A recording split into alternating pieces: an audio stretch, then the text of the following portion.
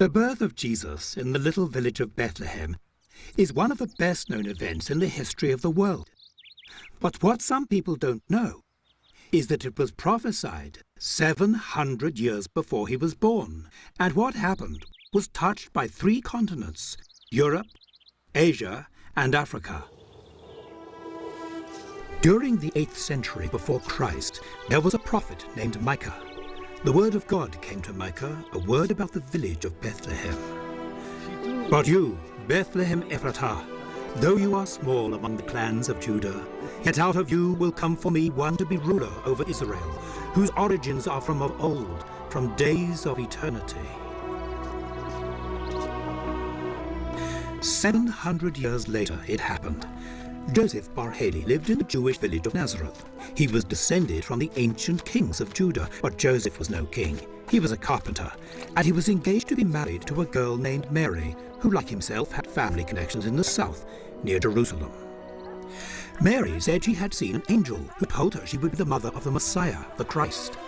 She was still a virgin, she said, but now she was pregnant. Joseph was shocked. How could he believe that? It was impossible. In his mind, Mary was not pure. Nazareth was in the kingdom of Judea, ruled by King Herod in Jerusalem. And Judea was part of the Roman Empire. To govern an empire so vast and diverse, the Roman Emperor Augustus and the Senate in Rome required accurate knowledge about the population. Caesar Augustus issued an order for a census to be taken of the whole empire. Everyone must register by name with the authorities in his own hometown. The command of Augustus meant that Joseph and Mary had to leave the village of Nazareth. They traveled south to Joseph's home village of Bethlehem. It took about 5 days, not an easy journey for a young woman expecting a baby. Joseph had not believed that Mary was still a virgin, but during their time in Nazareth, God had spoken to him very clearly in a dream, and now he knew that this was true. The conception of this baby was a miracle, a work of God.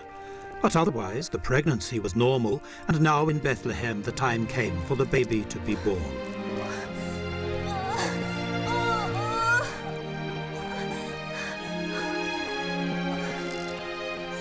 It was a boy. They named him Jesus. There was nowhere really suitable for a baby, so Mary placed him in a manger, in the animal feed, where at least he would be safe and clean. Before morning, they had visitors, shepherds from the nearby fields.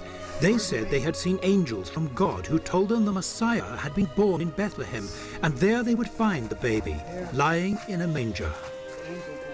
According to the Jewish scriptures, the Messiah would be a shepherd, but his flock would be people, God's people.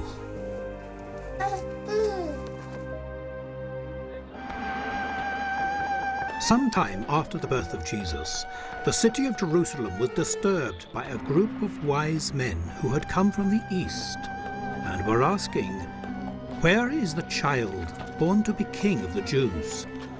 We have seen his star in the east and have come to worship him."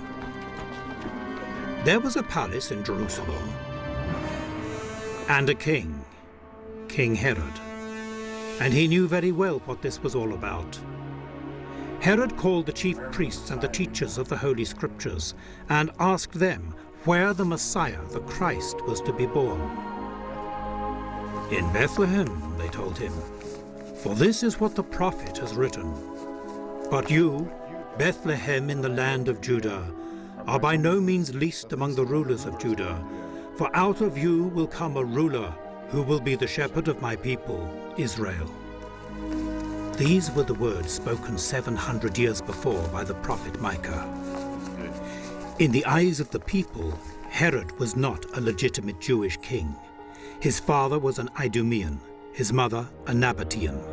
The power of Herod depended on the approval of the Roman emperor, his own political skills, and his army of mercenary soldiers. Herod called the wise men secretly. The city was already buzzing with rumors, and the king knew he must act quickly. First, he questioned the wise men about what they had seen. When precisely had the star first appeared? How old was this child likely to be? Again, Herod got the information he wanted. He sent them to the village of Bethlehem.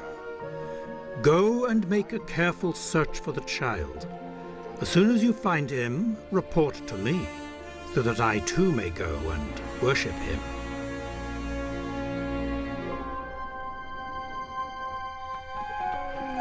The distance from Jerusalem to Bethlehem was not far, and as the wise men left the city, God led them to the place where they could find the child. When the wise men had come into the house, they saw the child, Jesus, and his mother, Mary. Then they opened their treasures and offered their gifts to Jesus.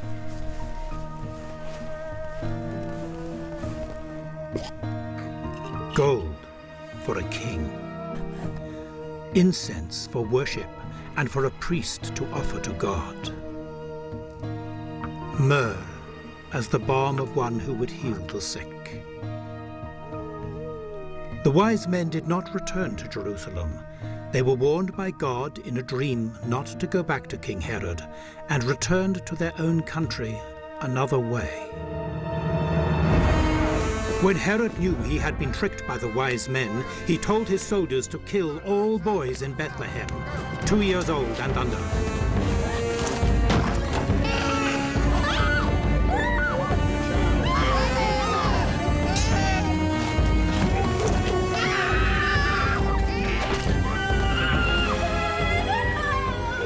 But Herod failed to destroy Jesus Christ. Warned by God, Joseph had taken the child and his mother during the night and escaped south through the hill country of Judah.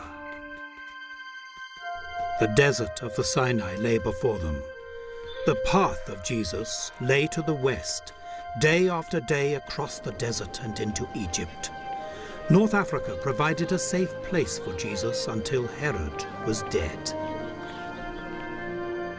Before King Herod died, he ordered the execution of men from every notable family in Judea, so there would be weeping across the whole kingdom after his death. Mercifully, Herod's sister cancelled the order. In the city of Rome, Caesar Augustus appointed the sons of Herod to govern the Jewish people. Judea under Herod's son Archelaus would still be dangerous. The younger son, Herod Antipas, would rule in Galilee to the north, a much safer place. And so it was that Joseph, Mary, and Jesus left the land of Egypt, and like their ancestors at the time of Moses, returned to Israel, eventually reaching Nazareth, where they had started.